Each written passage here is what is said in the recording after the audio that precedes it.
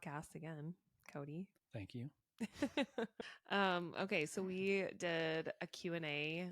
Well, we did a Q&A on Instagram like a week ago. And then I got a lot of questions and it was just too many to do on stories. So I thought, let's do a podcast where we can talk more about, we can ask these questions to you. But before we do that, how is everything going, do you think? The kids and life? Things are going really well, in my opinion. I mean, I think we're adjusting back to life, and with me being back here, figuring out our work schedules, kind of getting into a groove. How do you think last weekend was with the kids? What do you mean? Today's better than last weekend. Because they're not here? Because they're at daycare. No, I think, we're just figuring it out, right?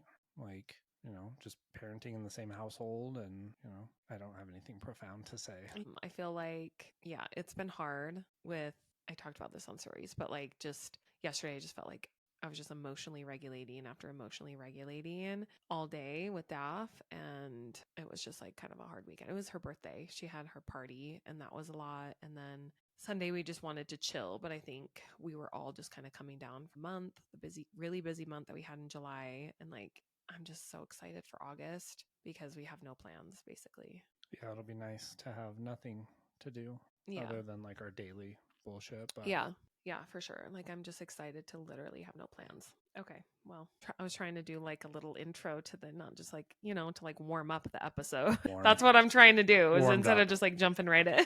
Okay. Well, I guess we'll just jump in now since you're warm. Okay, so we're gonna do Q&A. These are questions that you guys asked on Instagram specifically for Cody. So we're gonna do that. Also, is your mic on? My mic's on. The lights. Okay. I just have a lot of anxiety that it's not gonna record and we're gonna have to do this again because I'm not gonna do it again. Okay, good. It's going. All right. Okay, so we'll start with some soft pitches. Oh, and just so everyone knows, I haven't seen these questions yet. Yeah, Cody hasn't seen these questions. So I did pick them. I didn't pick every single one because we literally got so many, but I picked, a lot of them were similar, and then I just picked ones that I thought were really good. Okay, let me look at the time.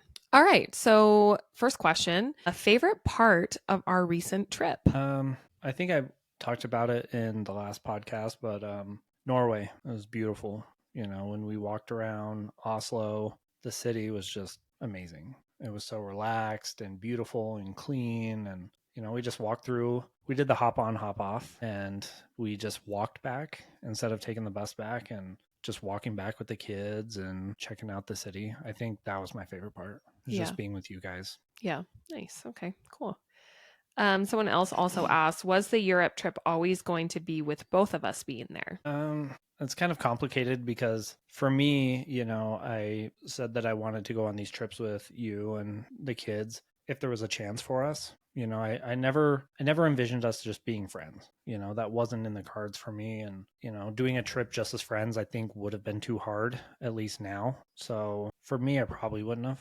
It would have sucked to miss out on it, but it would have just been too hard to go, just as friends. But remember, okay, so for the Europe trip, just to clarify, no, he wasn't always invited. It was just going to be me and the kids and my family. And then, because like things were kind of rocky, like the beginning, like end of last year, this year. And I was just like, no, like we need, whatever. And, but then just kind of as things evolved, I'm kind of having a hard time remembering like exactly the sequence of events, but you were going to come as just like a co-parent. And then things just kind of evolved in the relationship. So then you were going like as like my partner. But do you remember when I went on the Disney cruise with the girls last year and I had invited you on that trip? I said, you can come, like we can co-parent on this cruise. And I want you there. I don't want you to miss out with the girls. You said no, you declined because you thought it would be too hard, which I totally respect. But then remember after we got back from the trip, you were really remorseful and you were like, I should have just went, like I missed out on all these memories with the girls. And so that's why I continue to like invite you on these co-parenting trips, because you said that you regretted not going. That's why I invited you to Disney in October.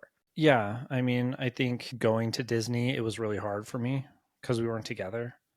And maybe you didn't know that like in July because you hadn't been on. Yeah. So Disney was very hard for me because I was, there just as a co-parent. Yeah. And I wanted to be there as more. And I didn't enjoy it.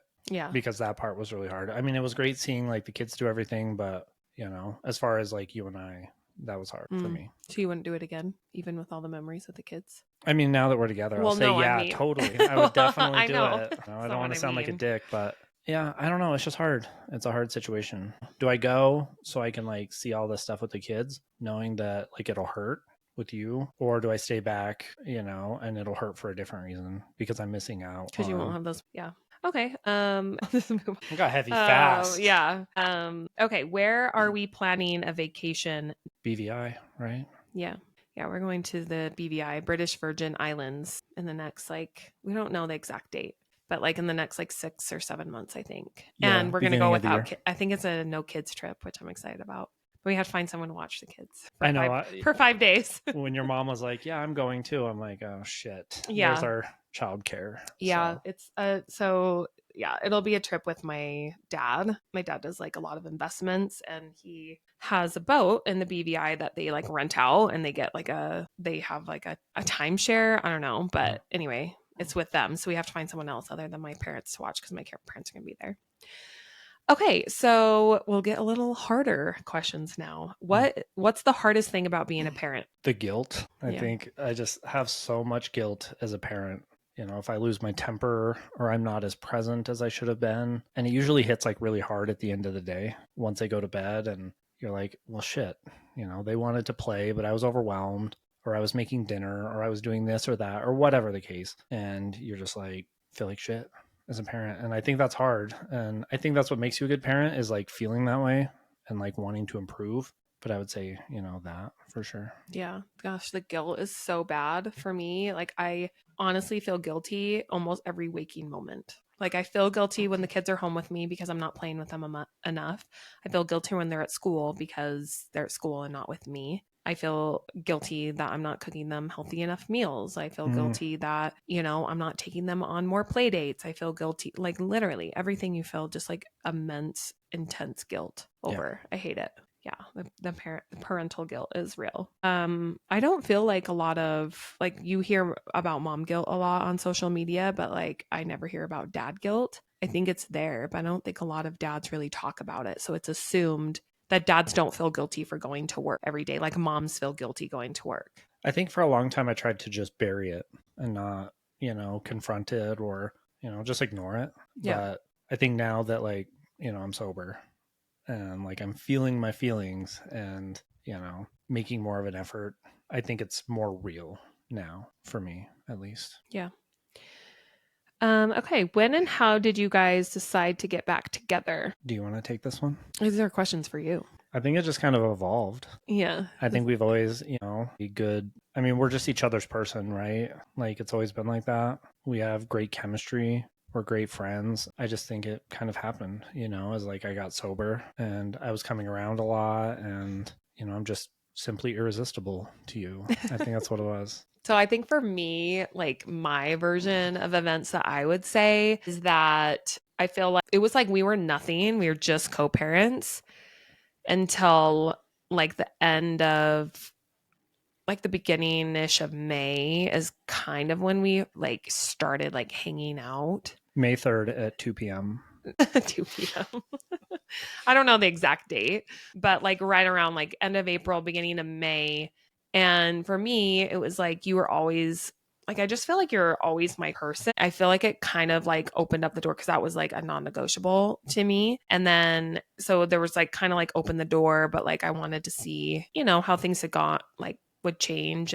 But yeah, it was we were nothing. And then all of a sudden, we had that one day. I keep seeing in the corner of my eye, by the way, that keeps glitching now. That one day. Yeah. Yeah. So there was that one day. And then I feel from then forward, everything happened really fast. Yeah. Because it's not we just jumped back into a relationship. We sat down, had a conversation. We're yeah, we're in a relationship. It's something kind of happened. And then it just and then I was oh, we're just fuck buddy. Sorry, Dad. I hope you don't listen to this one.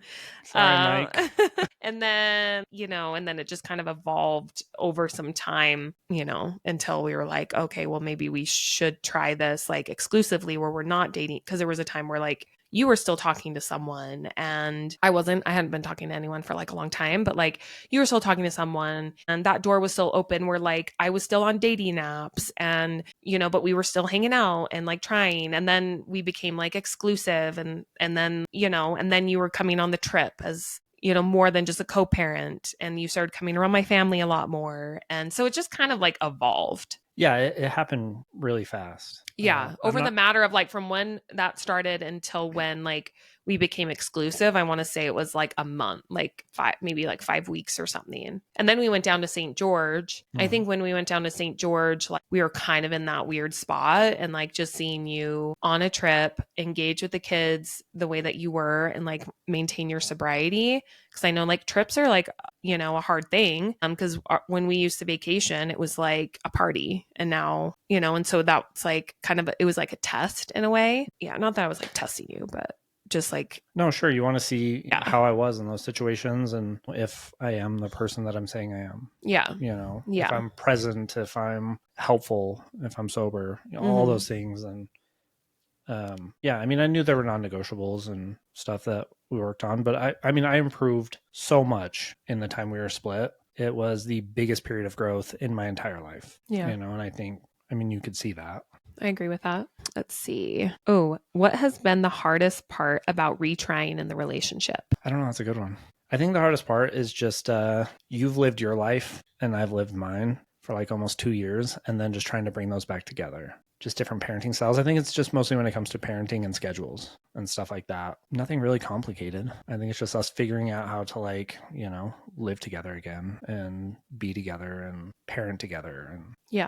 Correct me if I'm wrong, but I feel like for me too is like one thing that's hard. And I've wanted to talk about this on social media a little bit more. When you're divorced and you have split custody, you're used to having more alone time. And then when you go back to literally having basically zero, like even though you have another person at home who like can help relieve you and tap you out if you need to and help with getting the kids ready for school and all those and help with bedtime, all those things, right? You do have that help and that support. You don't get a 5-day break like you're used to when you have split custody. And when you go from having those long periods of break and then you don't, that has been kind of an adjustment for me because I'm like, holy shit, like when am I going to do my work? When am I going to do my self-care and like take care of myself? When am I going to have, time for my friends? Because that was one thing that I neglected for a long time when I was married and had kids was my friendships. Because at the end of the day, like if something's got to give, like, if it comes down to like your work, your kids and your husband, there's not that much time left in the day. So it's just really hard to like pencil things in and I didn't have to pencil things in really when we were separated like I do now. And so that's kind of been an adjustment in trying to figure out like a new routine. Yeah. And, sometimes I wonder how we did it before, I know. Not having a week off, and yeah, I mean, that's been very difficult because I would use that week, that week I could go to the gym whenever I wanted. I can come home and now it's just not like that. Yeah. Even though there's someone else there to help you out, like you are still like existing within the chaos that is like, a household. You still hear the whining and everything. So yeah, that's a good one.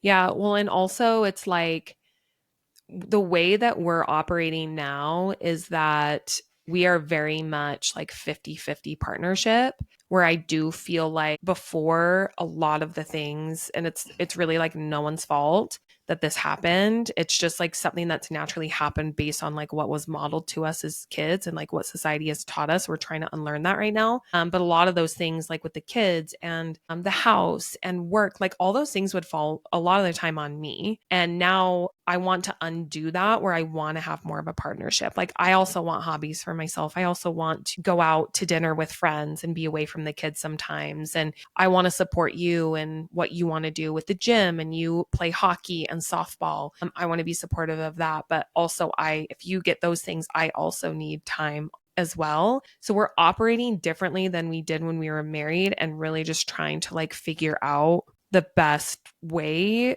where all of our needs are being met, your needs, my needs, everyone's needs, and everyone can be happy. Like that's kind of been an adjustment. Not happy, that's not the right word, but like where everyone can be satisfied and not have to sacrifice something they care about because of, life. Yeah, and there's give and take as well. Like you can't do everything you want to do, right? Like there's a lot of things that I want to do, but I can't just because like, I don't have the time. Yeah. So what is there that you're not doing that you want to?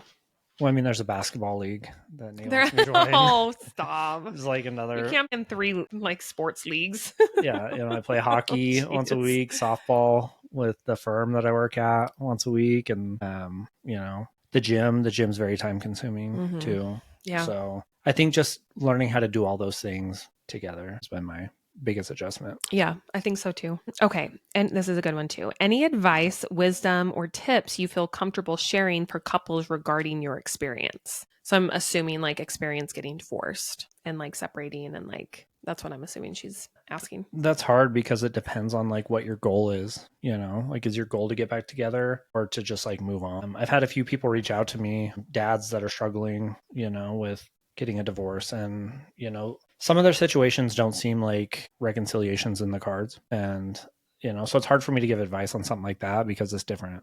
But I mean, if you want to reconcile, like you got to at least try, right? Like for me, like I had to try. And then I could say that I did, I don't know, just being friends was never an option for me.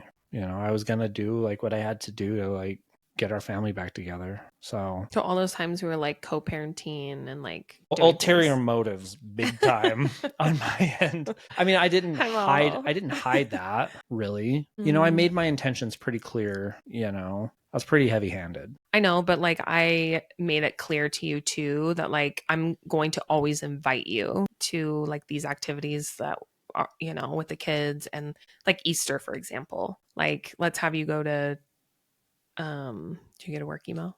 I can wait. But like, for like Easter, for example, like, inviting you to like an Easter egg hunt with the kids, like there's like one Easter egg hunt, basically like on Saturday. And so I was like, yeah, I'm going to invite him to those things. Like and I don't want him to ever like miss out. I grew up with divorced parents and the situation was different, but like it was really hard as a kid. And so I just never wanted our kids to have to like miss out with like those memories with you. I also didn't want to miss out on those memories with the kids. So yeah, I mean, but I did make it clear to you, like I'm inviting you to these things, but that doesn't mean we're like getting back together because of X, Y, and Z, Yeah. And, I think that brings up a good point. I think my advice then would be to always prioritize your kids, to put them first, whether you want to get back with your partner or not, like do what's best for the kids. Be there for them. Obviously everybody's situation's different. Some people can't be in the same room together. So it's very hard. Yeah, it's such a difficult question. I feel like you could do like, a whole conversation based around that really. But my thing would be, prioritize the kids. I was very selfish. I was doing stuff to try and get you back, to try and get back together with you. And yeah, I feel like I always did prioritize the kids, but I had my ulterior motives. I think you did a really good job. And it's not like, the kids, probably weren't like aware of like any of that. But yeah, my advice for people who are like divorced or separated or, going through that is just keep your side of the street clean. Really being someone who's gone through divorce and then someone who has lived with divorced parents, a child of divorce. Like, I don't want people to get offended or triggered by this, but like you have to put your personal feelings aside and you have to think about your kids. Your kids are the innocent ones in this whole situation. They didn't ask for this. They did nothing wrong. So why should they have to suffer the consequences? And you could argue like, oh, a consequence, like don't get divorced. No, that's not the right thing because that might be the right case scenario for some people. Everyone's situation's different. So if you do that, make it the best possible experience for them where they can feel safe. They don't feel the tension. They know that both their parents love them and can be around each other. And like, of course, you can't control the other person. So you can only keep your side of the street clean. Like just do your best for what you have control over, but you can't get into like these petty arguments, and you just have to like put those feelings aside and just really think about your kids. Yeah, I agree with that. Yeah, because it sucks when you're a kid and that shit's going on. Yeah, and for anybody that is like questioning, they're like, you guys are back together. Why didn't you just like try and tough it out? I think in our situation, much as it hurts to admit, it was necessary. The last couple of years of our marriage were really hard. for you. Like the way that I've grown and the way that you've grown, like you've grown so much in that time. And I don't think either of us would have had the growth in the environment that we were in. Yeah. I think that the divorce allowed me to focus like my energy, time on myself and things that I had always wanted to do. I am a classic people pleaser where I just sacrifice everything for everyone else. Thanks, Mom. My mom's great. She just does everything for everyone. And so that was modeled to me. And I'm trying to unlearn that because I want things for myself too. I don't want to sacrifice myself. I don't want to be a people pleaser and always say yes and have no boundaries. And so I put all that time, you know, when the kids like were with you, I focused on me. I started my own business. I grew, you know, my account bigger than it was. I started this podcast. I did things that I wouldn't have had like the time or mental capacity to do otherwise because I was focusing my time and attention other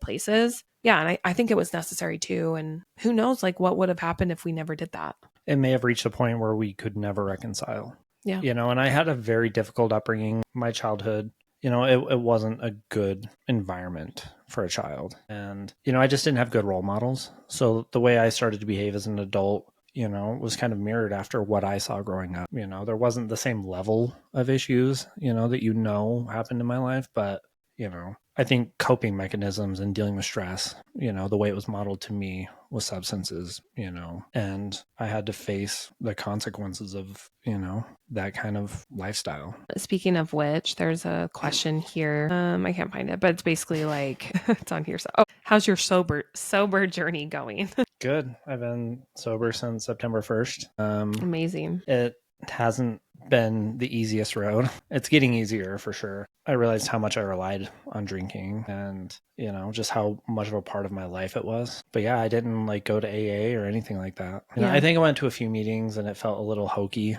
and it works for some people. It just didn't work for me. I didn't like hearing people talking about drinking a lot. Yeah. It was just too hard. So I just started going to the gym, and, you know, sometimes when I'm around people drinking, like some parts of the trip were very hard, but I mean, you're good about not like drinking. Yeah. Well, that was another question that someone asked as well is, does Caitlin drink in front of you or does she still drink? She drinks in front of me, but she's asked, you know, if it's okay. And, you know, I don't want her to change herself for me. She doesn't drink like I drink. Yeah, you know? no. So, I mean, you have like, you know, one or two drinks when we go out, and you've always said if it was a problem, you would stop. Yeah. You know, and it has never been a problem. Yeah, we don't have alcohol in the house, I would say, but yeah. And I did feel weird at the beginning. I'm like when we were going on the trip, I'm like, oh, I really want to have like a cocktail or, you know, when we go out to like this restaurant. And so we talked about it beforehand, and mostly I just drink wine, but it's pretty rare. But if it was ever a problem, or I would have no problem, you know, not drinking in front of you and not doing that. But I mean, as long as you're not taking like pulls from the bottle or shots. pulls from the bottle. Just drinking straight from the bottle. You know, I mean, just I realize that it's my problem and not anyone else's. And that's why when we were on the trip and everyone was drinking that one night at dinner, I just got up and like went for a walk, you know, and just came back, and yeah, it'll get easier where I can just be around that. But yeah. Okay, let's see. Also, I have to say, being sober, my life is profoundly better. So yeah, any temptation that I have or anything, you know, I just look at how my life is now, and I wouldn't have this life, you know, if I was still doing that. Yeah. I'm healthier. I'm happier. My life is better in every single way. Yeah. So what for maybe, I know that there's a lot of people who have reached out to me that have a partner who has a drinking problem or substance abuse problem. And sometimes they'll ask me for advice, or, you know, just thank me for sharing our experience because they're going through something similar. What advice would you have for a partner of someone who is abusing substances and maybe they want to like have them stop, or it's becoming a problem? Like, what advice would you have? That's my own personal question. That's a lot of pressure. Sorry. No, I mean, the substance abusers aren't going to like this, but, you know, you just need to have boundaries. You know, if it's causing friction and problems in your life, like you can't exist in that, you know, chaos and instability. And so, I mean, you need to have boundaries about it. I mean, nobody who's an addict or an alcoholic or whatever, you know, wants to hear that they have a problem. But if they're not going to change, you know, in a supportive system and change for their family, which I didn't do. I mean, you only have so much bandwidth. You can only deal with something for so long. Yeah. And that's very hard. I mean, it's a hard question, Kate. Yeah. That wasn't on the list, so I it know, doesn't count. but I know a lot of people have that question because people will reach out to me through DMs quite often, you know, now that we've been a little bit more open about some of those things that happened. But That's a better question for you. but I'm really, well, no, because I'm not the one. My interpretation being on one side, like I have my piece, but also from someone who went through what you went through, because when I was setting boundaries, and that's why I was like so proud of you for being like, Yeah, I set saw your boundaries, face because I'm light like, up. I'm like, boundaries? What? You like boundaries now? I don't like them, but You like them, you respect them, I respect them. and you have your own set of boundaries. I have helped you with, haven't I? I do. I putting set words in your mouth. I set my first boundary at 36 years old. Yeah, So, yeah. But when we were great. having a discussion, I was like, you get to set your own boundaries too. Like I can things do that? Yes. What? I know it's new. I can tell When it's someone I not don't like modeled to something? you growing up, it's you Sure. don't know. Yeah. And it's good, you know, that we show our kids those boundaries too and how to establish those, and so that they can grow up differently. Yeah. I think real quick, just as someone, if I was in like the throes of like addiction, I would just want to know, you know, like that someone was there for me. Not saying you didn't do that. You tried, you know, it was just too far gone, you know. But just knowing you have like a good support system and that someone will be there for you and love you and accept you, you know. I mean, there's light on the other side. It sounds cheesy and AA-ish, but you know, you don't realize how much better life can be like when you're struggling with it. Like you drink to deal with something and then you start drinking or abusing drugs because you feel bad for yourself. So it's just this vicious cycle. And yeah, I feel really bad for anybody that's going through that because it's not easy for either person. Yeah, I just got off a interview for the podcast with a woman who was talking about how she quit alcohol because she was using it as a coping mechanism, you know, for burnout. And I think that it's a lot more common than what we realize. There's a lot of shame associated with talking about addiction, and so people don't want to talk about it, and therefore, like, people don't know how big of a problem it actually is. I think a lot of people struggle with it, and it needs to just be talked about more, and people just need to be aware of it instead of thinking like, oh, they're the only ones, and then they're just like go into these shame spirals and then like continue to drink or think they have to hit rock bottom. So my advice, I know this isn't about like me, this is Q&A for you, but my advice for anyone who's struggling as like a partner of someone who's struggling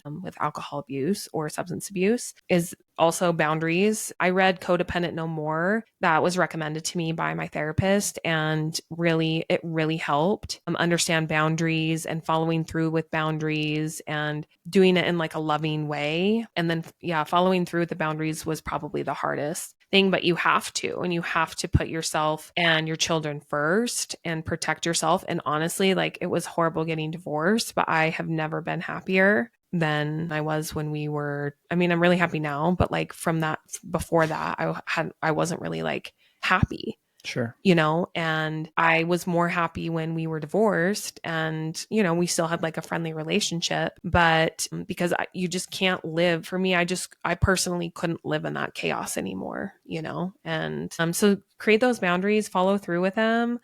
And then also just like come to that person with like a sense of compassion too. I think understanding that it's not just a choice, that it's like a disease and addiction, and it's something that needs to be taken seriously. And just let that person know, yeah, like you said, like that you love and you care about them. But just because that you love and care about them doesn't mean that like you can just be treated a certain way or that certain things can happen. Yeah. Okay. This is heavier than I thought. Yeah, way to go, guys. We've kind of answered some of these through like these other answers. This is an interesting one. How would you want your partner to communicate with you when they're feeling overwhelmed? So like if I was feeling overwhelmed, how would I communicate that to you? How would you want me to communicate that to you if I was feeling overwhelmed? I think we're very good at communicating with each other and kind of letting each other know, like when something's going on or we need, you know, something. Sometimes as I lash out at you, I'm overwhelmed and overstimulated by the kids. It's a form of communication. Yelling is a form of communication. I don't feel like I yell at you. I snap, but what I do is I snap, and I'm like very short tempered. Yeah, not. You're snapping. Like, where does this? You pull something out of the dishwasher. You're like, where does this cup go? And I'm just like, you don't know where that goes. Yeah, I'm not patient. I think just I know. Call me if it's at all possible with your partner, but I'm working on it. No, I think just having conversations, you know, if somebody snaps or something like that, you know, having conversations once everything's calmed down, once the kids are in bed or you've slept on it or whatever, kind of revisiting those things that are a little harder. Yeah. Well, you kind of touched on this, but like, how is your parenting style different from Kaylin's? I'm the fun dad. I think you're more the nurturer and I'm more just like the fun parent. Not saying you're not fun, but like You are the fun dad. I'm definitely the nurturer. I feel like you are way better with boundaries and following through on things with the kids than I am, because I feel like a ton of guilt. Like if the kids are misbehaving or they're doing something wrong and I take away the iPads or I put, Daphne in timeout, I'll feel really guilty about it and then sometimes let things slide. And then therefore they kind of probably, I don't want to say they're like taking advantage of me because they're like children. I don't know. They see your weakness for sure. But but they're like, oh, mom said she was going to do this. She didn't follow through. So like what she says doesn't matter. Mm. So I'm kind of bad at that. And I feel like you follow through pretty well. The fun disciplinarian. Yeah. How do you make sure your family knows they're your highest priority? I think just by being present, being available. My kids they're too young to really appreciate like me going to work every day and working a heavy job and, doing that. Mm-hmm. So I think, showing them they are a priority by just like being present, doing things with them, like when you're home, mm-hmm. sort of thing. Oh, do the girls understand / know everything that happened, or do you ever plan on telling them? They're too young to know exactly what happened, but I'm more than willing to like own my shit when they're older. When they're at an appropriate age. Yeah. For me to tell them that. I think they just knew that mom and dad just lived in different houses and that we still loved each other and that we're still a family. But no, it's far too nuanced for a 3 and a 6-year-old. Yeah. Yeah, I agree with that. I think it's important that kids don't know the full details of like why you divorced. You don't want to put that on your kids. They don't need to know. And when they become adults, you just have to treat it with a lot of care. Just wait until they're adults and then also just kind of gauge based on like your kids and like your kids better than anyone. And so it's going to vary, I would say. I think that there probably will come a time when they're adults or if they had questions and they asked, we would be open and honest with them. Probably wouldn't share like full details, would probably be someone honest with them and have those conversations, especially because like addiction is likely in their blood. Thanks, Dad. Mom. Well, there's addiction on my side of the family as well. And I just think our society in general, I think it's becoming more and more of an issue as time goes on. And there's just a lot of stress in our world, unfortunately. And it's just easy to use as a coping mechanism. So I think it will be important to have those conversations with our kids so that they understand like they might be more prone to substance abuse because of these reasons. And so I think that will be an important thing to have conversations, but no, they don't understand everything. They obviously knew that mom and dad weren't married and they understand now that we're together. When we told them that when Cody was moving back in, that's pretty much what we said. We just said, you're just going to be at mom's house and dad's going to be there too. We didn't explain anything further and they didn't really have questions about it. No, they were just excited. Yeah. I think one of the hardest parts about being split was the kids asking if they're going to get a new mom or a new dad. I don't remember. They never asked me that. Yeah, they asked if I am going to get married again and, Well, sometimes they would ask like, who am I married to? And I would say no one. And they would say they want me to be married. And I would say, who do you want me to marry? And they would say dad. It's because dad's Those things come up all the time when you're divorced. It's like freaking heart-wrending because you're just like, oh my God. I never put them up to any of that. I know you didn't. You were really great. No. Yeah. We kind of already talked about this. Did we officially divorce and date other people? We already talked about it. We did date other people and we are officially divorced. Let's see. I kind of skipped around and so now this one's funny. How do you stay motivated? What do you use to reward or treat yourself? How do I stay motivated? Mm-hmm. I think I'm just a pretty driven person in general. Tell them what Nate just told you on Marco Polo about. Just kidding. Don't do that. When I'm feeling discouraged at the gym, I just look at all my body imperfections and no. Just looking at your before picture? Huh? Just looking at your before picture? Yeah, I just have that like on every unhealthy food item in the house. No, I'm just a naturally driven person. I'm a very results driven person. So, it's hard for me to really start doing things, but once I start doing them and they start paying off, I think I just feed on that. I don't know if that's personal or about the relationship, but that's for me personally. Yeah. Yeah. I think that it sounded like it was like personal, motivated, like in the gym or motivated like as a person. Yeah, I'm just a naturally driven person. Yeah.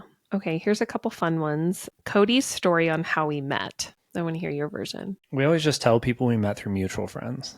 You had a friend, Jordan, who liked me and then added me on her MSN Messenger, added me on your MSN Messenger. And then you were working one day and we were both online and you're like, who is this? And that's how we like started talking. Mm-hmm. And then you would just come over to my apartment and we would just talk till like 3 a.m. So Yeah. very sweet. Yeah. So the way I remember it is, yeah, the same thing like on MSN Messenger. And I didn't know. Okay. Let's back up. So my friend Jordan like had a crush on Cody, added him on my MSN Messenger. This was like back in like the MySpace days, guys. So like MSN was like the way to communicate with. We are old. Yeah. So, yeah, because I was only 16 or 17. And I didn't know who he was. Like, I didn't know my friend did that, or like I forgot, like maybe she had added him a while ago and I had forgot like who he was or like what. I don't know. I didn't like go and like steal my friend's crush or anything.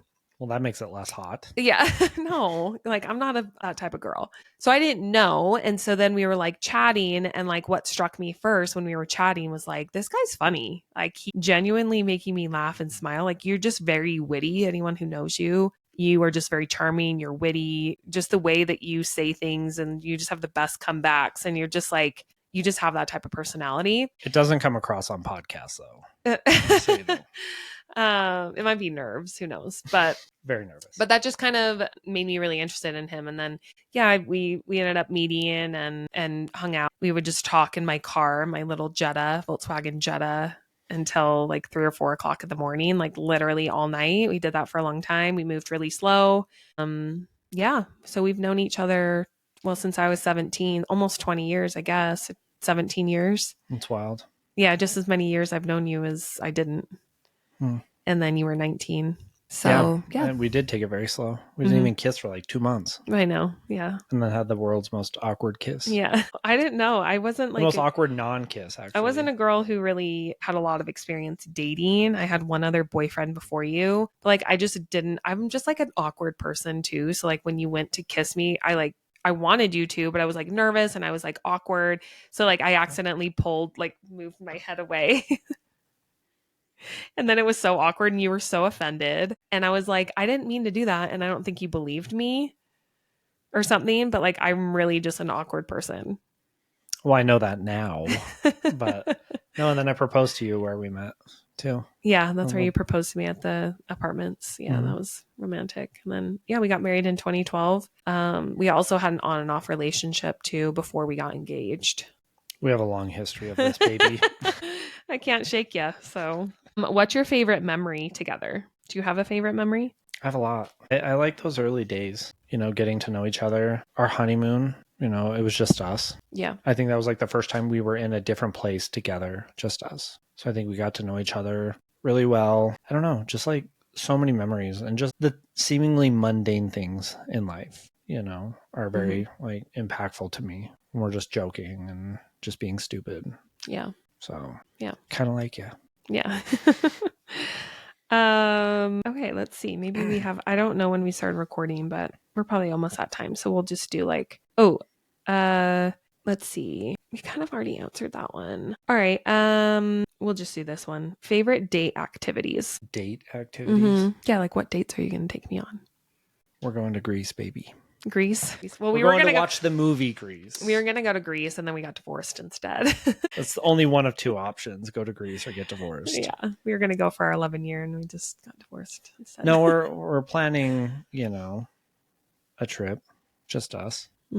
It's not really a date idea. Yeah, date activities. We kind of do. I like just going to dinner with you. I know. We're kind of boring. We don't do any like crazy adventurous. We're not like going on hikes or anything. Going to baseball games is really fun. Yeah, that is fun. I'm a huge sports person. So the NHL's coming here, so we'll go to some hockey games but yeah, I think the ideal date is just like a couple's massage and dinner. Yeah.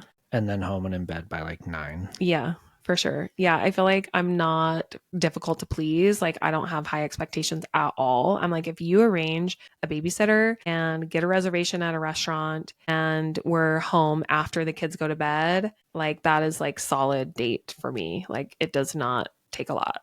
One of my favorite dates. Also, just take all the mental load out of it. I know Yeah. you love that word, mental load. Just take all the mental load away and it will be perfect. Now, one of my favorite dates is it was like our anniversary date where we just stayed downtown, you know, at the hotel that we had our wedding night in. Mm-hmm. And we went to dinner and we went to like a few bars down there. Mm-hmm. And then we just walked around the city. Yeah. I mean, I like stuff like that. Kind of Yeah. like low key, more intimate type stuff. Yeah. Yeah. Cool. Yeah, I agree. Well, and then there were a lot of people who are just congratulating you on your sobriety journey, like many Thank you. messages that were just congratulating you. So wanted to say that as well. It's the only reason I'm sober. For other the people. Constant praise. No. Oh, I appreciate it. I've had people reach out to me as well. And, you know, people I don't know and just congratulate me on it and tell me I'm doing good, that I look good. And, you know, it really means a lot. Yeah. You know, to hear that. And I didn't think that people would care or anything. I don't want that to be my identity, but yeah, I mean, I put a lot of work into this. So thank you. Yeah. Awesome. All right. Well, thanks for answering those questions and being so vulnerable with us. I know it's not always easy, but I know people will appreciate that. So, all right, guys. Well, we will chat next week and thanks for listening.